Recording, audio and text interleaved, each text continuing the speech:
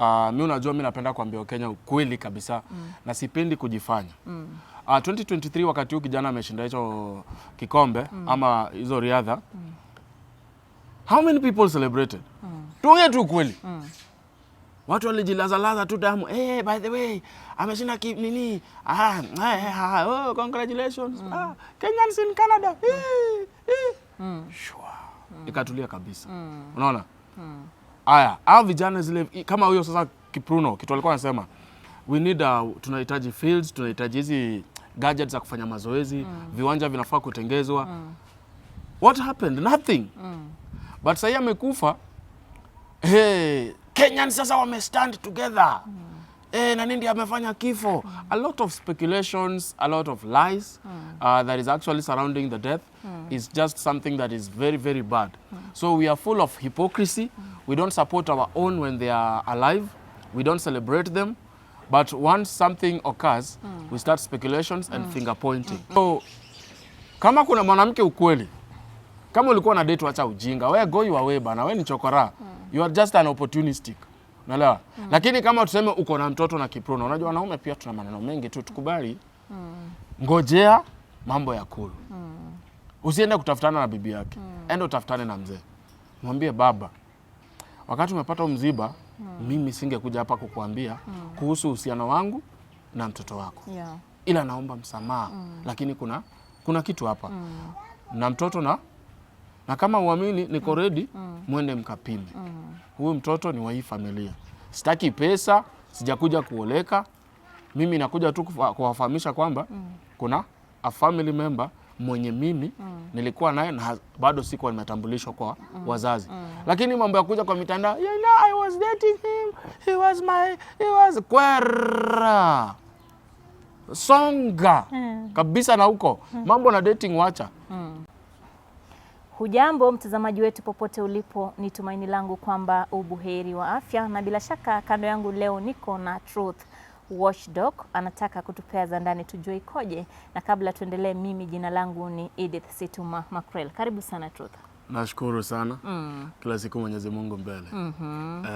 Mambo yamekuwa yakiendelea katika mitandao ya kijamii. Juzi tumeweza kumpoteza mwanariadha ambaye ni bora zaidi. Sijui unaweza kuzungumziaje? Mwanzo ni jambo la kusikitisha, maana he was only 24 years. That is so much hurting kwa sababu the future was there. Angekimbia miaka zingine tuseme kama 10 hivi. Kama vile tunaona wanariadha wengine. Labda angekuwa amezoa vikombe sana na kuleta heshima Kenya. But it's unfortunate it has happened, and what has happened. But unfortunately again around the death kuna a lot of things that zime raise na inaleta picha ingine mbaya sana. On top of kifo chake inaleta huzuni mwingi hata zaidi. Labda unaweza tuelezea tu baadhi ya mambo ambayo yametokea, maana mambo ni mengi. Ya mambo yamekuwa mengi sana katika mitandao. First of all, mimi unajua mimi napenda kuambia Kenya ukweli kabisa na sipendi kujifanya. 2023 wakati huu kijana ameshinda hicho kikombe ama hizo riadha. How many people celebrated? Tuongee tu ukweli. Watu walijilaza tu damu. By the way, ameshinda nini? Oh, congratulations. Kenyans in Canada. Shua. Ikatulia kabisa. Unaona?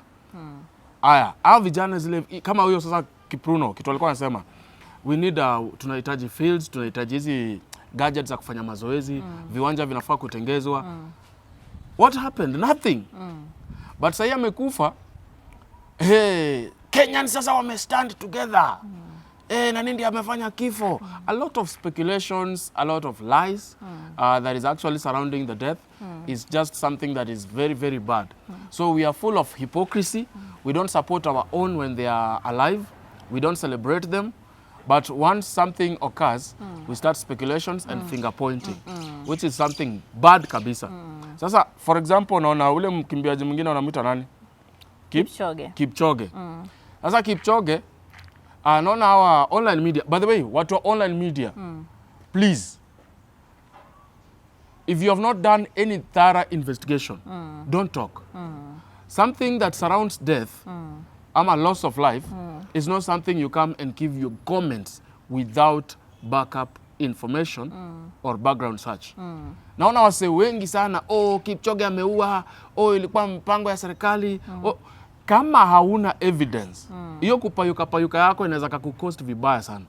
Unaget? So nimeona wase wanasema Kipchoge ameua, wanasema gava ilihusika, wanasema sijui nani amefanya. Wanawake pia wametokea. Madem ni wengi. Alikama alikuwa wengine wanasema alikuwa amepanga date. Alikuwa amepanga date? Pangua. Wacha ujinga. Ile ni tamaa, unajua? Unfortunately Kenyan ladies mnakuwa moved na pesa haraka sana. Yaani ukisikia hata sie tumeziona, but usikie tu fununu, Truth Watchdog ameshinda sport pesa, ngapi? 340 million. Niko sure watakuja kama 500. Unajua alikuwa amenipromise mimba, mwingine hata amenipatia kidogo tu ingie, amekwama. Yaani they will come with a lot of issues mpaka unashindwa. So ulikuwa umepanga date, kufa mkutane heaven, muendelee na hiyo date. Sure. Unaget? Because people are mourning and others are seeing an opportunity. It is very wrong. Yeah, true. Unaget? Kama ule mzee for example babake, that guy is traumatized. Sitaki kusema ati hawa watu watatu walikuja, they are the ones with the bad intention. Venye nimeona kuna ingine inaitwa Mtembei TV, ati the 3 killers of Kiprono.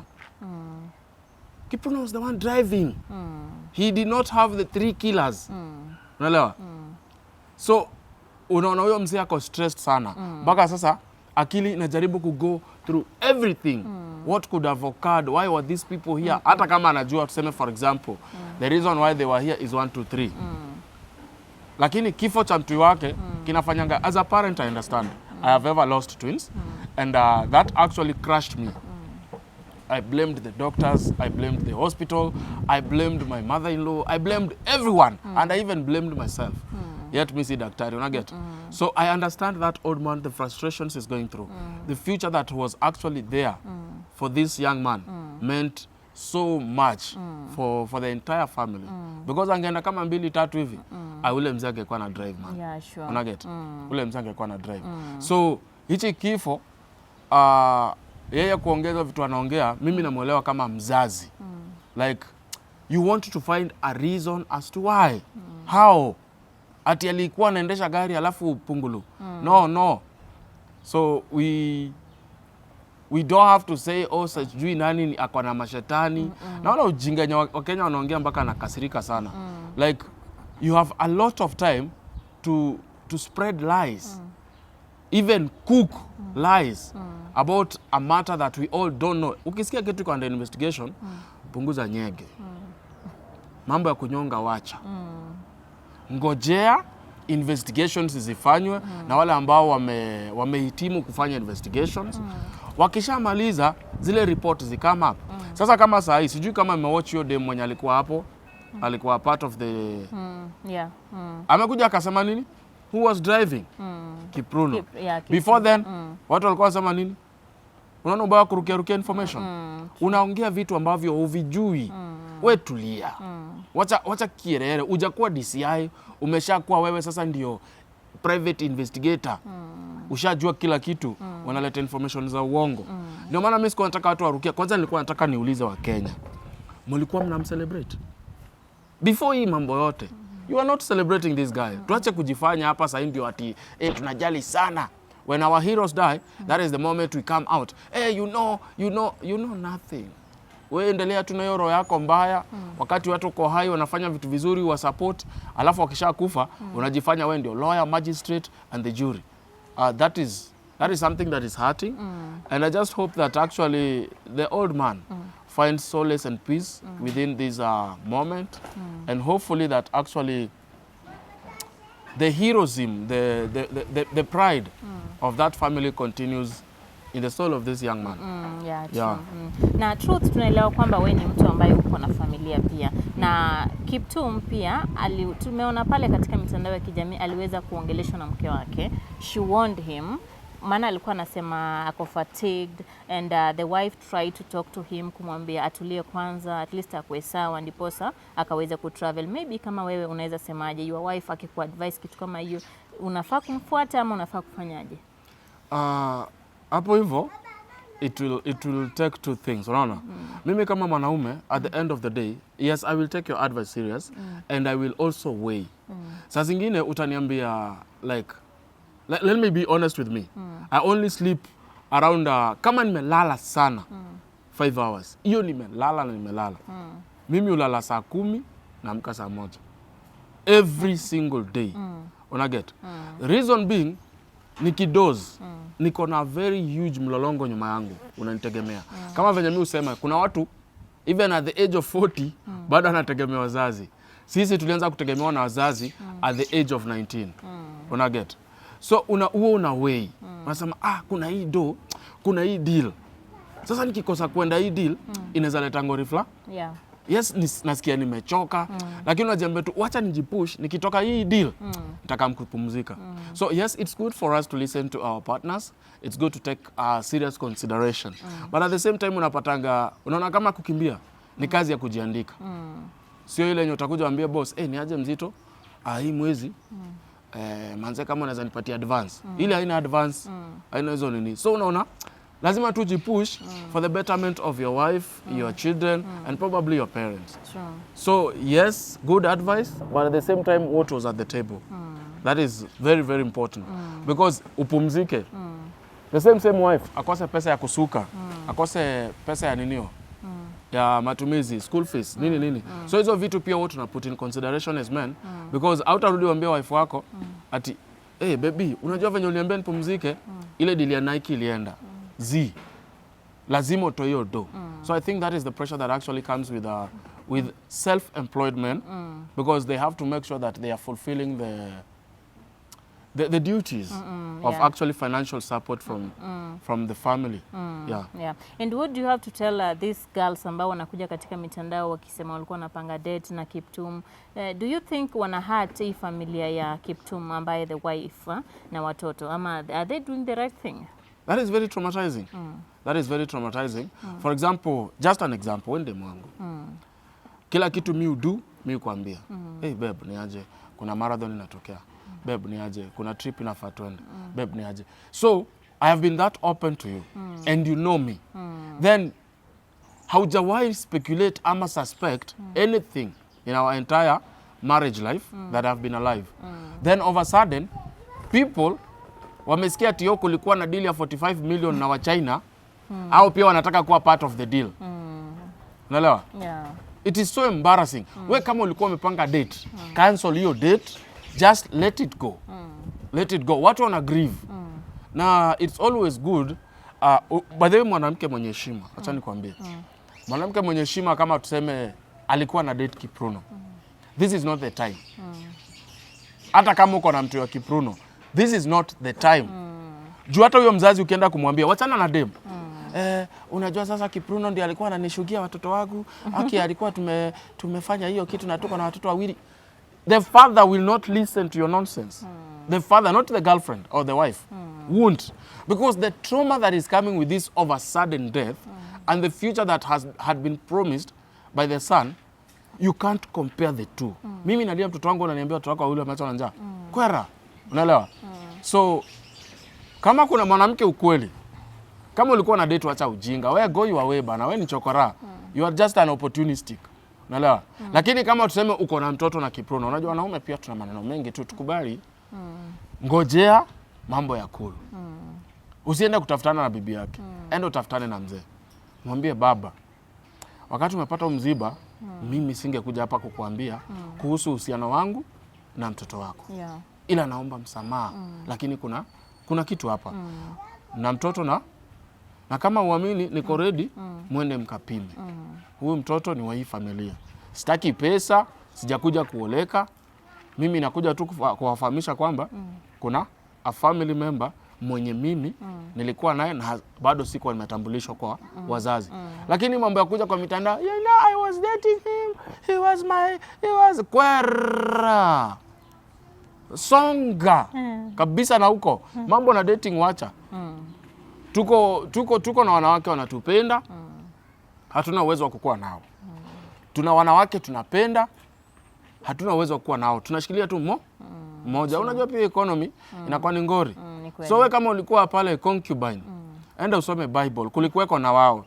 Na wako kuwa nakuja kusema ati, oh king, kabla ukufe, I was your king. Wewe. Shoo. It's disrespectful. For sure it is. Yeah, wewe tulia tu. Habari ndio hiyo waipate. Na pia labda tukienda kumalizia katika lile gari ambalo waliweza kupata accident, ule mrembo ambaye alikuwa ndani tumeweza kumsikia akisema aliweza kuona Kiptum kwamba aliona danger, alisense na akamwambia Kiptum, you are overdriving. Sijui unaweza semaje kuhusu kitu kama hiyo? Labda tungeweza kuwa na Kiptum kama angemsikiza. Labda kama tuseme ni ukweli. Unajua wakati mwingine watu zungumza vitu vingi. Alafu pia accidents ukuja na a lot of shock. You know? And everyone wants to point, especially accidents. Everyone wants to point fingers. I saw, I said, I did not, unaona. But the other one did the wrong thing. Always I understand these traumas that come with accident. So I couldn't really like ascertain whatever she's saying. Maybe alisema without disputing it, okay? But siangeshuka. Unaona pia shu bazu. Bye. Siangeshuka. Kama unaona wewe ukiona driver anaendesha gari vibaya na unamwambia hapa hivi naona ngori. Mbona hakushuka? Lakini utashukaje kama gari iko speed ya juu? Of course that's why unamwambia mwendo wa polepole ama unishukishe. Haizi kataa. After all, it was not kidnapping. Naelewa? So, mimi naelewa huyo dem. Probably alimwambia. Tusiseme hakumwambia sababu hatukukua. Lakini pia inaweza kuwa ni ile shock yenye by the way unajua by the way unafikirianga kitu kingine. Kama anaweza kuwa nilikuwa nataka kuambia leo sifai nguo ya yellow.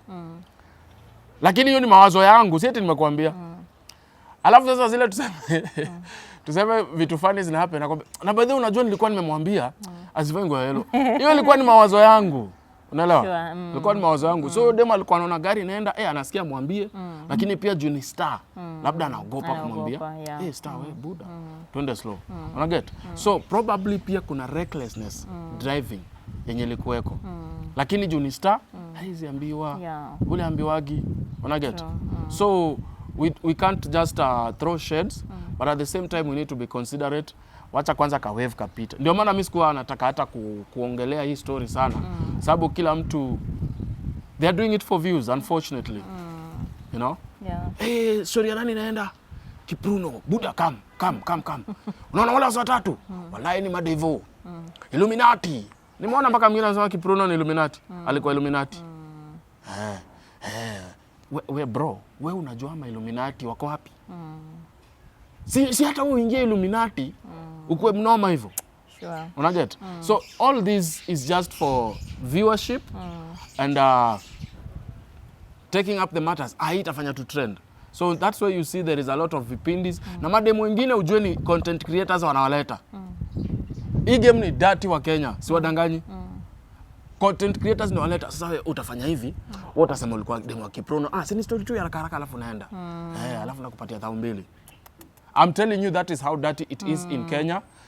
Content creators sometimes they go overboard and they do some shitty stuff just to remain relevant and of course to garner viewership and subscription on YouTube and other media outlet platforms. So it's unfortunate that is happening and the desperate economic state that many of us are in, both men and women, can, you know, mtu akikwambia kama sahi, wacha nikudunge 1800. Hauna Jawax, hauna anything, unandu nini? You just opt to do what? To go and speak your things. After that, you're done. Kama recently, kuna for example, I'll give an example. Kuna history ya Comrades Flavor ati yo couple ime celebrate 22 Valentines. Ukweli kaka 22. Yeah, 22 Valentines means they have been together for 22 years. For 22 years, yeah. Yeah. But it was all a scam. Kwa sababu wameka pale namba ati please support this loyal couple for blah blah blah, wakeka hapo namba. Wanachangisha over sudden 3 days sijui Diani Beach. Wewe nguo zako na venye unakaa maskini hoe hai. Umechangiwa pesa, the best you can think ni kwenda Diani 22 years. Hiyo inamaanisha 22 years inamaanisha either you are in 40s Yeah. Right? Sure. You are in 40s ama late 30s. Late 30s. So the best you can think, mko kwa umaskini, mmepatiwa pesa na watu, ni mwende mcelebrate Diani. Na hii economy, it's all a joke, you know? It makes sense. But people will be deceived by our media outlets just for the fan base of it and, you know, revenue gathering on our platforms. It's unfortunate. So ama demu wengi naona tu ni content creators. Si ati walikuwa na relationship or that closeness. Siku hizi naweza kuandikia message. What do you call yourself on media, Esther? Eddie Max. Eddie Max. Eddie, good. Naweza kuja tu hapa, but they the same phone. Nijiandikie text na nijijibu. We do these things. So nakuja hapa niseme Eddie Max manze akadeuka sawa ananipenda bro kama ucheki. The next thing, tap my picture. Eddie Max text Truth Watchdog, they are in love. Kumbe ni uongo tu. Stories za jaba. So it's high time wa Kenya pia to learn. Tusikuwa nachukulia kila kitu kama kitaka uchumi. Sababu pia utakufiwa siku moja. Na ukikufiwa upate mtu anafanya content na kifo chako, it will not be good. Sure. Hata stories za Pastor Ezekiel. You remember nikicall out nini? Content creators. Kama hujakuwa Shakahola funga mdomo. We went there. Tukashikwa. Tukaambiwa hizi story, only the government and major local outlet. Msijui main media ama inaitwa nini?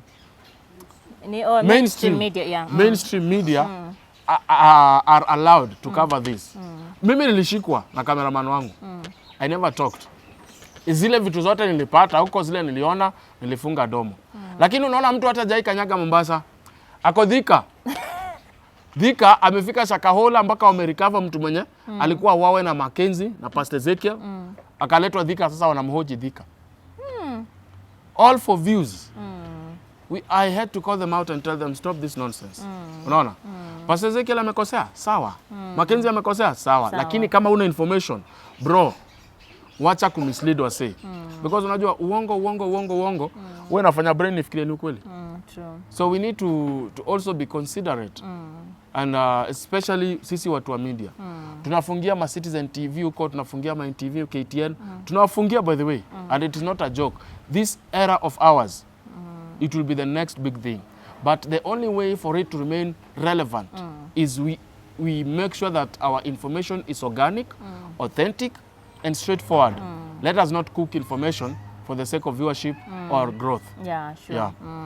Mwananchi anafaa kupata information ambayo ni real na ni legit. Na pia tuliona mke wa Kiptum alikuwa anasema kwamba mume wake alikuwa ameahidi kuwajengea boma, kuwatengenezea, na pia tukaona rais akajitokeza kwamba wanaenda kujengea ile familia nyumba in 7 days. What do you have to say that? Kwa sababu mambo wanasema watu wanasema kwani Kiptum hakuwa na nyumba ikakuaje anajengewa. Yaani mambo tu ni mengi katika mitandao. Ni shame. Let me tell you. The taxation of this country is alarming, very alarming. And I can assure you that ile do yenye mse alikuwa anapata na kulingana na ushindi wa kipato ambacho kinakam kibigi sana. But what the players get now, players namaanisha kama Kipruno, namaanisha footballers, boxers, ni pesa kidogo sana. Kidogo sana. Ile yenye ukiwahi unaangalia kuna gari, kuna maybe rental, kuna nini. So unapata uto tudo tunakam ni tudogo sana. Alafu tena unaangalia ile period ya before the next run. Inakuwaga so much far away. So unapata gava inafaa so akikuja gava inafaa ichukue kitu kidogo sana. Maybe 10% is okay. Hata 10 ni mingi. 5% of your winnings. Hiyo pesa ingine ujijenge. Sasa kama unasikia ule coach alikuwa ni Rwanda. Yeah. Wewe unafikiria ndo ngapi anawahi ndio akuja atrain mse huku? Wanaenda wanakimbiaga wapi? Anyway. So kukuwa na coach kama huyo, a professional one, it means you parting with a lot of money. That is number 1. Number 2, kuna hizi sports gear. Number 3, kuna health check. Kuna hao specific doctors wako specific. So kuna do mingi sana inakuwa channeled towards. So unaona kama alikuwa sijui ati kulikuwa na hii deal ya 43 million. Wewe imagine hiyo do ilikuwa inaenda wapi? Nani alikuwa anapata hiyo specifically? Clearly sio yeye. Wewe niulize. uko na wife, uko na mtoi, uangukie kitu kama tuseme mita 100. Kitu ya kwanza ni kulipua shamba. Kulipua nyumba mzuri, weka fence, nunua majaman shepherd, dogi zenye hujai kuwa nazo, seti kila kitu fiti. Alafu hata kama ni umalaya wako unaenda kufanya. Lakini huwezi kuwa na ile mado, alafu pia life inaonyesha you are just a suffering servant of Jesus Christ. Unaelewa? So kuna unyanyasaji mwingi sana unakuja na gava. Na it's a shame. It's a shame. So tukua na ngoja ma players wetu wana dedi, prezona kama anajenga. Wenye wako hai. Who is celebrating them? Who is building for them? None. Lipa ma players vizuri. Tuongee 2 cents, tuache stories za jaba. Pay the players very well. Protect them against these high taxations. And also, musema hivi, train financial management kwa players. Ukipata 100k, unajua venye utamanage do yako. Sio tunapata do alafu all of a sudden uko na shock. Hujawahi shika hii do. Unajua utataka kufanya vitu mingi which will end up being petty. Unapata? So they need to really be considerate in terms of financial management trainings to all our players, and also stakeholders wanafaa wakuwe na direct connection na their players so that kama do may come through, Kipruno anajua ni do fulani may come through. Sio ya Kiptum. Anakuja nasema Kipruno sababu niko na ofisa fulani na dina yeye. Sasa na kili na Kiptum. Anafaa ajue do yangu ilikam ni hii. Yenye nenda kwa gava ni hii. Coach na watu wengine ni hii. Unaget? Before nipatiwe 2 bob, najua ilikuwa 40. Unaget? But many of the players ile yenye wanapatiwa ni after watu wamegawana pesa zao kabisa. Hiyo ndio kweli. Hata unaona mse nani Kipchoge. Kipchoge before kuwe hit ni that moment when he realized that actually there is no one cutting in between me and my money. Unaelewa? Ndio makampuni zianze kukuja, aende kusign madeal na matekno huko. Ali realize too that is what has been burning, because unapata management mbaya. Wao wanajijenga lakini wewe unakuwa pale kama sura. Ni kama sasa sema truth watchdog. Weni Buda wewe tutakutambua. Lakini Buda mama anaja ndo amejeza matumbo huko. Kwa ground vitu ni different. So msimblame. Msijaribu kusema huyu msa alikuwa careless na do yake. There is a lot of unyanyasaji kwa players. Yes. Okay. And maybe as we wind up your last words kwa familia ya Kiptum. Tumeona kwamba mazishi yamepangwa, atazikwa tarehe 24 ambalo ni wiki lijalo. Ongeleshe tu na content creators ambao wanaunda jina kwa ajili ya jina la Kiptum. Mwanzo kwa familia niseme ni pole sana. On behalf of so many Kenyans who we don't celebrate our athletes, and now we are pretending to be with you. Hiyo ni hypocrisy. Naomba tu mtuelewe kazi yetu ni hiyo, tabia mbaya ya Wakenya kujifanya kwamba tunakupenda wakati umekufa. Ndio kwa kweli mfu ana adui na ana rafiki. Ila sitaki kwa mziba nijifanye ati nilikuwa na celebrate Kipruno, nitakuwa nadanganya. Okay? Niliona ameshinda ndio, nilijua ameshinda ndio, lakini sikuwahi celebrate vile ati nini, and I never paid that much attention, just like many other Kenyans. So let us be honest in our actions, by just saying I'm sorry. You've lost maybe a breadwinner, a father, a son, and we really grieve with you and hope that actually mtapata ile solace in this all saga. For the media family, our outlets, especially our online digital medias, tujifunze kuongea vitu ambavyo tunavijua, na haiui kuzungumza kitu unakijua. Lakini kama ukijui, funga domo, funga kabisa, wacha kuleta speculations za uongo, wacha kueneza vitu ambavyo vijui. Kuna siku, kwa mfano, hii inaweza kupita, nyingine kakuja kapita. Lakini kuna siku utazungumza vitu, bro, utaregret. You will lose your source of income kwa sababu ya upumbavu na tamaa kama hizi. Tusichukulie mziba wa watu kukuwa ndio kiteka uchumi chetu. Ndio maana mimi nimenyamaza kabisa. Yes, kuna information tunapata hapa na pale, lakini kwa sababu sija authenticate the information, sitaki kuvizungumzia hivyo vitu. Kwa hiyo tafadhali, Niliona hata Mtembei TV wako na 550 something subscribers. That is 550,000 subscribers. I told them, stop using misleading titles. Ati the 3 killers of Kipruno. Nyinyi mme-identify these killers. How did they kill him? Unaelewa? So tafadhali tusiwe watu wa aina hiyo. Tuwe watu wa kuzungumza ukweli. Kama hatujui kitu, we can comment on it. But not giving apparently facts. Okay? This some kind of facts za uongo. Haifai tuwe Wakenya wa kweli. Kweli. Na kama mnataka kunifua, kama unapenda ukweli, watu wa Jalango, TWD Media, pale atu sugarcoat, tunakaleta tu venye iko. So mnaweza come, ndio mpate information. Mkiona hatujazungumzia, tunajua, but we have not authenticated. Once it's authenticated, hata tukaitwa before the courts. We have proved this is the information we have from the ground, and it's not cooked, not fabricated or computerized. It is real as it is. But kama hatujazungumza, jueni, but are you sure from the sources that we are getting this information? Is it worth our time or not? But tusikue hivyo watu wa media. Mnakosea sana. Nachiki wanakosea, for sure. Yeah. Ni kweli. All right. Thank you so much Truth kwa kutupatia muda wako kuzungumza nasi hapa. Na pia sisi as a media fraternity tunasema we are so sorry for the loss of Kelvin Kiptum, and may God rest his soul in peace. And thank you so much for tuning in to Jalango TV. My name is Edith Situmama Krell. Until next time.